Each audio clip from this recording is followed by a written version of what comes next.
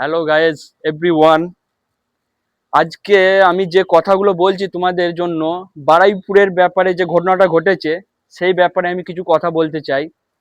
যে একটা নাবালিকা মেয়েকে 12 বছরের তাকে ধর্ষণ করা হয়েছে। ধর্ষণ করার পর তাকে মেরে পুকুরের মধ্যে ফেলে দেওয়া হয়েছে বস্তায় ভরে।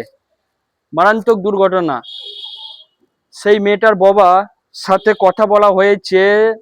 আমাদের মাননীয় মুখ্যমন্ত্রী শুভেন্দু অধিকারী মহাশয়ের সাথে কথা বলা হয়েছে। তারা জাস্টিস চেয়েছে, সেই জাস্টিসটা যেন সঠিক পরিমাণে পায়। এখানে পানিহাটিতে যে অভয়ার মা ক্যান্ডিডেট হয়ে দাঁড়িয়েছে এমএলএ, সে কিন্তু ওখানে পর্যন্ত এখনো দেখা করতে যায়নি, কিছু হয়নি, একটা পোস্ট পর্যন্ত করেনি। কারণটা কি বুঝতে পারছি না।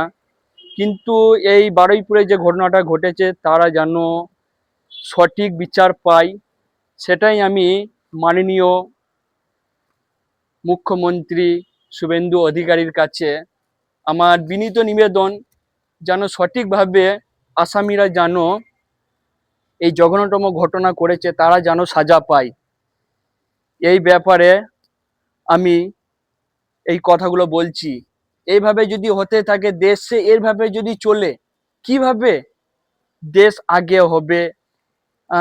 দিনকে দিন খারাপ হচ্ছে। তাদেরকে যেন গুলি করে মারা মারা হয় বা শুট করে যেন ইমিডিয়েটলি তাদেরকে শেষ করে দিতে হবে।